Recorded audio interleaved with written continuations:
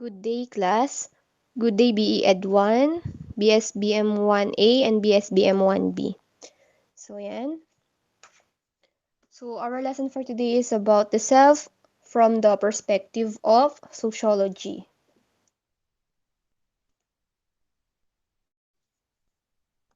So, what is sociology?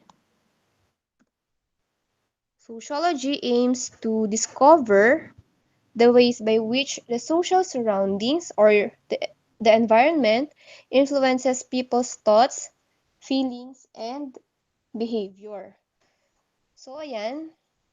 So, sabi nga dyan, di ba, ini-aim nga daw ng sociology na ma-discover, matuklasan ang mga paraan daw kung saan ang ating environment or yung mga nakalakihan nating lugar ay nakaka-impluwensya sa ating mga nagiging sa loobin, ayan, sa feelings natin, at sa ating pag-uugali. In this lesson, the thoughts and observations of some sociologists will be discussed for the learners to further comprehend the significant role other people play in the development of the self. So, kung nung first lesson natin, di ba, ang daming philosopher, sabi ko nga sa inyo, ang haba nung lesson 1 natin, so nakatatlong putol yata doon, di ba?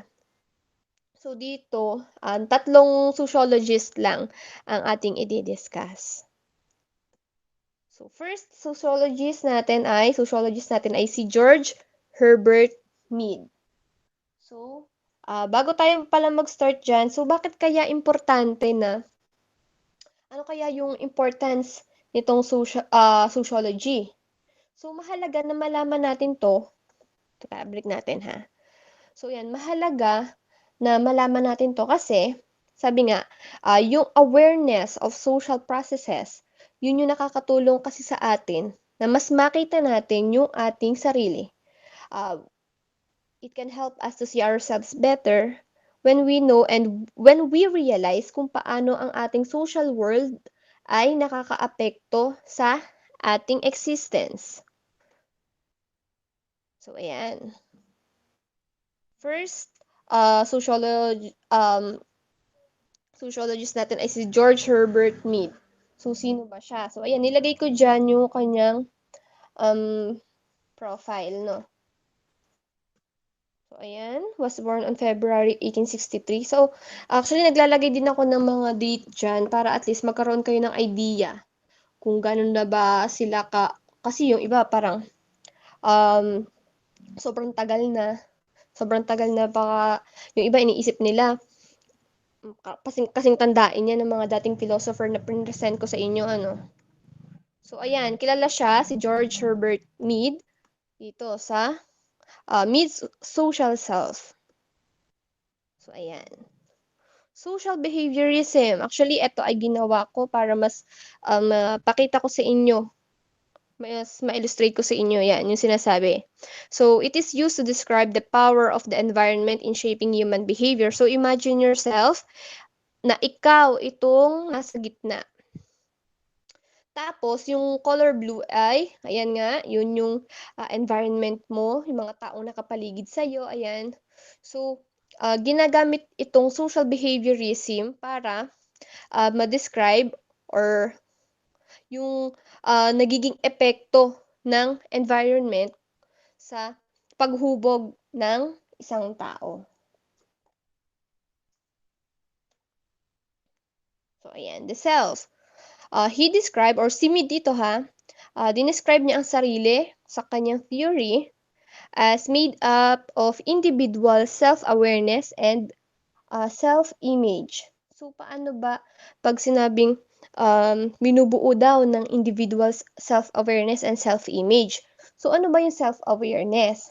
So, pag sinabing self-awareness, ito yung kung paanong ang isang tao ay, halimbawa kayo, nalalaman nyo, nauunawaan ninyo ang yung own character nyo, yung own feelings nyo, your motives, your own desires. So, sa madaling sabi, ay ang lahat sa inyong sarili. So, meron kayong awareness kung sino talaga kayo.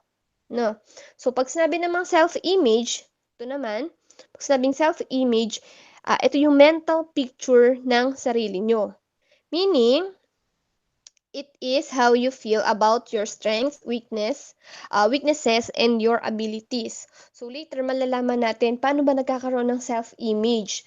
Ma'am, parang ako hindi ko pa yata alam yung aking self-image. So malalaman natin later, ha? So ayan. The self. According to Mead, the self cannot be separated from the society. So naniniwala siya na kahit gaano ka pa ka-introvert na tao, ayan, naniniwala siya na ang self ay hindi kayang ihiwalay sa society. So bakit kaya? Kasi 'di ba may kasabihan din tayo na no man is an island. So naniniwala si Mead sa ganong kasabihan ano. So ayan. Actually habang nabasa ko 'to, ito yung na-remind sa akin. So, kung nakapanood na kayo or napanood niyo na 'tong, movie na 'to, Castaway. So, ayan, konting kwento lang, 'yang taong 'yan ay napadpad sa isang island. Kasi nag-crash yung kanyang, hindi ko alam kung airplane ba yun or helicopter, ayan. So, nag-crash dun and then, um, mag-isa lang siya dun sa island. Lumipas ang araw, buwan, ayan. So, pinapakita lang dito na bilang isa nga, wala siyang makausap kasi sa island na yun kasi nga mag-isa lang siya. And then yung mga item na bitbit niya, sinimulan niya ng buksan. Kasi, sa FedEx yun, eh. So, sinimulan niyang buksan and then nakakita siya ng, volleyball, ayan. And hanggang sa dumating na sa punto, siguro nga ilang araw na siyang walang makausap, hanggang sa, nagkaroon siya ng parang na-imagine niya yung bolang 'yan na tao, 'no. So, dun sa moment na yun, kinakausap niya na, tinatrato niya na parang best friend niya na ano. So, diyan napapakita kasi diyan sa movie na 'yan na hindi kayang parang hindi kayang mag-survive ng tao ng siya lang. Wala siyang ibang nakikita, wala siyang ibang, nakakausap. Kaya siguro nagkaroon siya ng imaginary na na friend, akala niya tao yun. So ayan, so sa Castaway. So yun lang. So yan, next stages of self-formation. So meron tayong tatlong stages. So una, yan, preparatory, play, and game stage. So ano ba ang meron sa tatlong 'to? The preparatory stage. So dito sa stage na ito, ayan, at this stage, children's behavior are primarily based on imitation. So naniniwala, ayan, nilagay ko diyan sa image na 'yan, 'di ba? Kalimitan naman talaga sa mga, lalo na yung sobrang mga bata pa ano, nakikita talaga natin na nag-i-imitate sila ng mga tao sa paligid nila. Puwedeng yung mother nila, yung father, 'yan, yung mga kasama sa bahay. Puwedeng yung mga kalaro nila, mga kapitbahay. So, sa preparatory stage ay imitation yung, present diyan. So, naniniwala si Mead na ang self daw ay hindi nag-exist at birth. So, hindi yung pagkapanganak na ay, alam mo na yung kung ano yung self, kung ano yung, kumbaga hindi ka pa gano'n, hindi mo pa, wala pang awareness 'no? Kasi nga, naniniwala siya na, parang naniniwala rin siya sa tabula rasa ano. So, instead, the self develops over time. So, habang tumatagal, ayan, nade-develop yung self. The development is dependent on social interaction and social experience. So, siyempre normal lang naman na paano ka ba made-develop, 'di ba? So, nade-develop 'yun sa mga tao sa paligid mo, sa mga nakakasalamuha mo. We can observe children imitating the behaviors of those around them. So, minsan nga 'di ba nakikita natin yung mga bata natuturuan na magmura, ayan. Natuturuan sila ng mga, may mga bata naman na kung ano talaga yung nakikita nila, na akala nila tama lahat yung nakikita nila, kaya ang tendency ay ginagaya talaga nila or ini-imitate nila. So, dito rin sa stage na ito, ayan, nagkakaroon na sila ng familiarization or mas nagiging familiar sila sa symbols. So, 'pag sinabing symbols, ayan, puwede siyang verbal and non-verbal na symbol na ginagamit ng mga tao sa kanilang interaction. Siyempre hindi pa naman nila 'yan totally nauunawaan, pero na-o-observe na nila yung, symbols na ginagamit. Next, the play stage. So, dito naman kung sa una ay imitation, ayan. So, dito naman role playing and pretending to be other people. Ma'am, parang medyo nakakalito 'yun, 'di ba imitating yung una, tapos dito role playing. Eh, di parang same lang naman po 'yun. So, dito naman sa play stage, kung makikita niyo ayan, 'di ba yung bata, an parang ano siya diyan, doktor, ayan, nagro-roleplay na siya. So, dito kasi sa, play stage eto, nagkakaroon na ang self ng, skills kung paano niya nauunawaan, kung paano niya, nalalaman yung symbols. Kung kanina kasi familiar lang sila sa symbols of communication, so dito, knowing and understanding the symbols of communication. So ayan, napakaimportante ng stage din na ito kasi ito yung mag-e-establish ng basehan ng kanilang socialize, 'di ba? So ayan, for me, it is mentally assuming, the perspective of another person to see how this person might behave or respond. So kung makikita niyo ayan, oh, 'pag sabing mentally assuming, um, ah, nalalaman mo na or, nalalaman mo kumbaga dun sa unang stage, wala ka namang pakialam sa perspective ng ibang tao ano. So dito, medyo nagkakaroon ka na ng idea sa mga pananaw ng iba. Alam mo na kung paano dapat nagre-respond halimbawa ang isang doktor, kasi nga ayan sa role playing. So mapapansin niyo rin 'di ba yung mga bata, 'pag nagkakaroon sila ng mga role playing ayan kahit sa mga laro-laro lang nila, mga batang laro. So may magsasabi na, "O ako yung nanay," or "Ako yung tatay," 'di ba? And then they will begin to act kung paano talaga yung nagiging role ng nanay, 'di ba? May mga bata pa nga akong naririnig or naoobserbahan na kapag sinabi ko, "Ako yung nanay," so 'pag sinabi nilang gano'n, magsisimula na nilang talakan yung kalaro nilang tatay. Kasi yun yung nakikita nila. So, feeling nila yung perspective ng isang mother is gano'n. So, ayan ha, baka malito, ayan, baka, medyo maguluhan kayo. Pero dito sa play stage, alam na natin or alam na ng tao yung, perspective ng iba to the point na kaya niya ng, i-role play yung isang tao or yung isang, character. Okey, ayan. Ito nasabi ko na 'to kanina, significant in the development of the self. Ayan. He is not alone and that there are others around him whose presence he has to consider.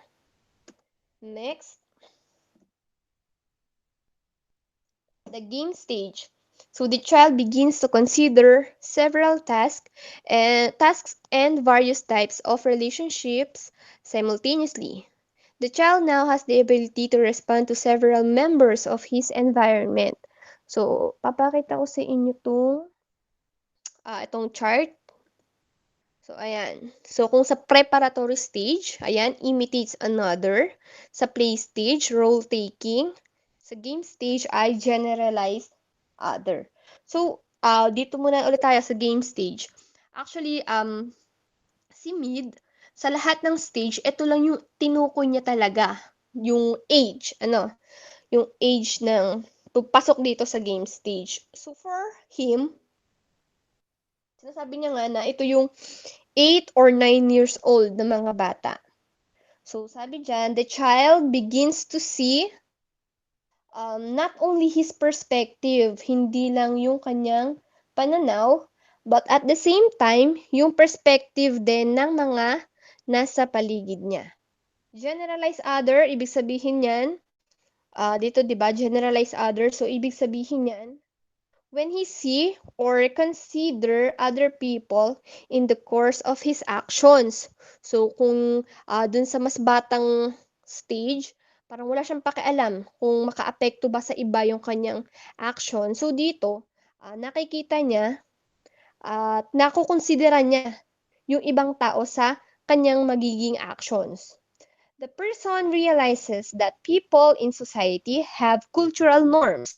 So, ayan, may iba't ibang, may pamantayan, may iba't ibang paniniwala, may ibang values, ayan, na nakakonekta or bumubuo sa sarili niya. So, ayan, nagkakaroon din ng realization. So,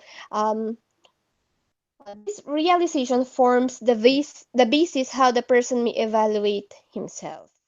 So, ito na yun sa game stage. So, para mas madali nating makita yung pagkakaiba ng tatlo, ayan, meron tayong table. So, game stage, generalize other. Okay? Next. So, ayun, ano lang to, parang naka-summary lang to. Self is not present at birth. Ayan. Children see themselves as the center of the universe. As these children grow and mature, there is a change in the self. They begin to see other people and concern with their reactions. People around him play a major role in the formation of self. They are the significant others. So, pag sinabing significant others, kasi nga, ikaw sa sarili mo, yun yung self, di ba? So, pag sabing significant others, ito yung mga nakapaligid sa'yo or yung mga tao na possible na makaapekto sa'yo, like family, friends, relatives, di ba? Ayan, mga schoolmates who strongly influence his development. So, ayan. The I and me. So, Mead explained that the person's capacity to see the self through others implies that the self is composed of two parts. Ito nga yung I and me. So, pag sabing I self, when the person initiates or performs a social action, the self functions as a subject. So, kung yung ikaw mismo yung nagpasimula or nag-execute ng isang action, so, diyan pumapasok yung I self. Ikaw ay nagfa-function as subject. So, ayan, meron tayong example dyan. So, example natin ay, I will go. I will go on a date. Ikaw mismo pupunta sa date. I will cook dinner tonight. Ikaw mismo, kumbaga ikaw ang nag-initiate talaga ng action. Ikaw yung magluluto. So, ayan, I self yan. Yan yung mga dalawang example ng I self. Pag sinabi namang me self, so, syempre, hindi na ikaw yung mag-initiate ng action. Pero, ayan, when the person takes the role of the other, the self functions as an object. So, yung sa kanina, sa I self, ay ikaw yung subject. Dito sa me self ay yung self ang nagfa-function as object. So, example, the choice for the best drawing was awarded to me. And then, students around school voted for me. So, hindi ka man nag-initiate ng action, hindi ka man nagpasimula ng action, pero ikaw yung naging object nung dyan sa mga naging examples nga natin, 'di ba? Ng isang action. So yun yung difference ng I and me self. Okay? Tapos na tayo agad kay Mead. So next naman nating sociologist ay si Charles Horton Cooley. So ayan, American sociologist who made use of the socio-psychological approach. So ano ba itong socio-psychological approach? So ito yung pinaghasamang social and psychology, social psychology pala to, no, kapag pinagsama. Pero, ito nga, asserts that individual and society are interlinked. Paano ba kapag sinabing interlinked? Pag sinabing interlinked, ibig sabihin nito ay magkakaugnay. No? So, ang tao, ang society, ang individual, ang society ay magkakaugnay. So, dito naman kay Cooley, ito yung naging theory niya, the looking glass self. So, it is the self that is a product of social interaction. self is a product of social interaction. So, paano ba pag sinabing looking glass self? So, ayan. So, kung mapapansin nyo, yung ating picture dyan, ano. So, ito yung self, yung green, malaki.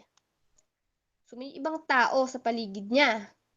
So, yung isang tao, iniisip siya, pwedeng iniisip siya as matalino siya, 'di ba? Kasi ayun, nakasalamin, tapos parang ang tingin sa kanya is parang doktor. Sa pangalawa naman, yung sa isa, tinitingnan siya as mabait, may halo.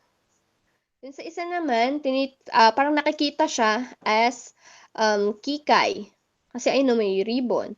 And then, may ibang tao or may isang tao dito sa gilid na ang tingin naman sa kanya is masamang tao, ayun, may sungay. So, makikita natin kung ba't kaya ganun? Ba't magkakaiba yung nagiging tingin sa iyo na tao at paano to makakaapekto sa'yo? So, ayan. Looking glass self, produkto ng iyong pakikisalamuha, yung iyong social interaction. So, aminin man natin at hindi, di ba? May mga lugar tayo or may mga group of friends tayo, pwedeng, diba, pag sa bahay ay ang tingin sa'yo halimbawa ay napakabait na anak. Pero pagdating sa tropa mo, pag sinabing napakabait ba nitong tropang ito, ay nako, hindi ho, yan po ay napaka naughty. Ayan. So, pwedeng iba't iba yung tingin sa iyo ng tao or yung mga tao nakakasalamuha mo. Cooley stated that people learn who they are through their social interaction with other people. So, di ba may mga times na hindi naman talaga natin kumbaga wala tayong awareness minsan kung sino tayo. Minsan nalalaman lang natin or nagkakaroon tayo ng awareness kung ano ba tayo. Depende na rin sa ating mga makakasama. So, minsan mare-remind din tayo na, ay ako pala masaya rin ako minsan kasama, ay ako pala mabait, ay ako pala maldita pala. So, according to Cooley, nalalaman ng isang tao kung sino ba talaga sila, sa kung paano ba sila nakikitungo sa iba't ibang uri ng tao. Pwede mga kaibigan nila, di ba? Classmates nila. So, ayan. So, naniniwala siya, he believed that the process of developing a self has 3 phases. So, ano-ano ba ang mga yon? So, first, people imagine how they present themselves to others. So, ayan ang naging example dyan ay, kunyari, ikaw ay, ayan, sina din yung akin naging example dyan, no? Ikaw ay nag-dress or ikaw ay inayos mo yung sarili mo, nagpaganda ka para sa Star Magic Ball. 'Di ba? So, dito pumapasok yung ini-imagine mo yung kung paano mo ipe-present yung sarili mo sa ibang tao. Ay, dapat presentable ako, dapat maganda ako. Dapat kumbaga pleasing ang aking itsura sa mga tao sa paligid ko. You greet your teachers politely in the school's hallway. So, ang ini-imagine mo dito ay kung paano mo ipapakita o ipe-present yung sarili mo sa ibang tao. Ito yung phase 1. Next, phase 2. People imagine how others evaluate them. So, ayan. So, others may see you as pretty sa kabilang side. And attractive kung paano mo pinapresent yung sarili mo. So, ayan, nai-imagine ng tao kung paano ka ini-evaluate ng iba ring tao. So, ayan, kung pwedeng, ano ba ang tingin niya sa akin? Siguro naman maganda naman, presentable naman. Kumbaga, ini-imagine mo kung paano ka i-evaluate. Or pwede bang i-evaluate ka niya as ikaw ay matalino, ikaw ay nerd, so gano'n, di ba? So, ano pa? Pwedeng makita ng ibang tao naman na ikaw ay matino, di ba? So, ini-imagine mo kung paano ka ini-evaluate ng ibang tao sa phase 2. Next, sa phase 3, ayan. People develop some sort of feeling about themselves as a result of those impressions. Ayan. Pwede mong makita yung sarili mo bilang ikaw ay confident. Pwede mong makita yung sarili mo na ikaw yung mahiyain. So, paano ba yun? Nade-develop na yung, syempre, yung tingin mo sa sarili mo. Kasi nga, yun ang nagiging, sabi nga dyan, feeling about themselves as a result of those impressions. Kung halimbawang palaging sinasabi, napakaganda mo namang bata, halimbawa kinalakihan mo na, napakaganda, tipong ikay sawang-sawa na. Sawang-sawa ka na makarinig na ang ganda-ganda naman ng batang ito, or ang gwapo-gwapo naman ng batang ito. So, malamang sa malamang ay lalaki ka na mas confident. Ano? So, ganun. So, ano pa? Ayan. There is a possibility that people develop self-identities based on the wrong perception of how others see them. So, kung mapapansin nyo sa tatlong phase, di ba? Ginamit lagi yung word na imagine. Di ba? Lagi nating tinitingnan kung paano daw ini-imagine ng ibang, kumbaga, ano ba nakalagay dito? Ayan. People imagine how they present themselves to others. So, puro imagination lang, kung mapapansin natin. So, ano ba ang meron doon? So, pwede na magkaroon tayo ng, magkaroon tayo ng wrong perceptions, no?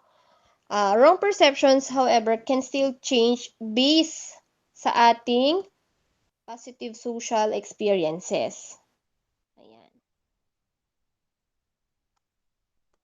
Okay? Summary. Ano bang naging summary nito? Later. Si Irving Goffman naman. Di ba? Mabilis lang ang ating ngayon, discussion. So, sino ba si Irving Goffman? Ayan, 1922 to 1982. Baka inabot pa iyan ng inyong parents, no? So, he is a Canadian-American sociologist known for his role in the development of modern American sociology. So, ito, maiksi lang din tong kay Irving. So, ito. He wrote how he observed that people early in their social interactions learn to slant their presentation of themselves in order to create preferred appearances and satisfy particular people. So, ayan. Pansinin nyo ha, people early in their social interactions. So, meaning, pwedeng ito yung mga kabataan, or pwedeng ito yung yung teenager, no? Kumbaga, nagkakaroon pa lang sila kumbaga bago pa lang sila sa social interactions. So, sabi ni Irving, sabi ni Goffman, ayan, ang nilagay ko kasi dyan na image is, kung makikita niyo yung babae, ay meron siyang 4 na emotion, no? So, naniniwala kasi siya na pine-present ng isang tao ang kanyang sarili para lang ma-satisfy yung particular na tao. So, minsan kasi hindi pa ganun ka-establish yung emotion and yung personality kasi ng mga ng possible ng mga teenager nga, ayan, mga age ninyo. So, there's a tendency na para lang ma-please nyo, para lang, kumbaga makasabay kayo dun sa kausap nyo, ayan, kahit na hindi ka masaya, ay gagamitin mo na yung mask na masaya. Or minsan, kahit naman, kumbaga, hindi ka minsan nagiging totoo dun sa nagiging emotion, or kung paano mo ina-express yung inyong emotion. Ayan. Pati yung appearances nyo, ayan, kasi kapag sa mga ganang age, mas conscious pa kayo sa magiging appearance nyo nga, physical appearances, ayan, sa mga galaw nyo. Diba? This was usually observed in situations where face-saving measures are resorted 2 in the maintenance of a proper image of the self in frustrating or embarrassing situations. Actually, itong pagpapalit ng emotion, kumbaga kung mapapansin niyo 'di ba, parang hindi naman gano'n ka, ah, parang hindi sabihin natin na, "Ma'am, paano 'yun hindi pala nagiging totoo." Para kay Irving Goffman na hindi pala nagiging totoo yung emotion na ipinapakita ng ibang tao ano. Pero ginamit lang itong face work, ayan, face work, para itong ginagawa nila para ma-save yung sarili mo sa puwedeng halimbawa kinapahiya. Kumbaga kung sa bata kung napahiya, 'di iiyak na lang. Pero siyempre kung baga sa age niyo ngayon kinapahiya, ikaw ba iiyak na lang basta. So minsan 'di ba kahit napapahiya ka na, medyo tatawanan mo pa ng kaunti. Halimbawa kinapahiya ng mga tropa mo, biniro ka ng hindi naman gano'n kagandahan ang biro, talagang na-offend ka. So, ang normal na puwede mong maging reaction doon is ba-bad trip ka, puwede kang magpakita ng emotion na nainis ka or, ayun nga umiyak ka. Pero, para ma-maintain mo yung proper image of the self ay, nagkakaroon ka ito nga yung tinatawag na face saving. Siyempre, ayaw mo nga mapahiya, eh, kumbaga, pinipilit mo pa rin na i-maintain yung proper image mo. So, 'yan yung naging ano ni Irving Goffman. So in summary, ayan hindi ko pa nailagay. In summary, the discussions and observations nitong tatlong sociologist ay nagpapakita or nagkakaroon ng, kumbaga napapakita nila nga na nagkakaroon ng, progression kung paano ang sarili ay nagde-develop sa process na nakikipag-socialize ka sa ibang tao. So, kung paano mo mina-manage yung, pagpe-present mo ng sarili mo sa ibang tao para ma-accept ka nung mga tao sa paligid mo. So, yun lang. So, class, ipo-post ko ulit ito, 'no? Ipo-post ko ulit ito and then habang may question, ayun, tuloy lang ha, tanong lang ulit. So yun, kung wala ng tanong, siyempre di kayo makapagtanong. So sa ano na lang, sa FB group na lang. Kung may tanong, comment na lang dun para, makita na rin nung classmates niyo yung magiging sagot ko sa mga tanong niyo. Okay, thank you class. Bye-bye.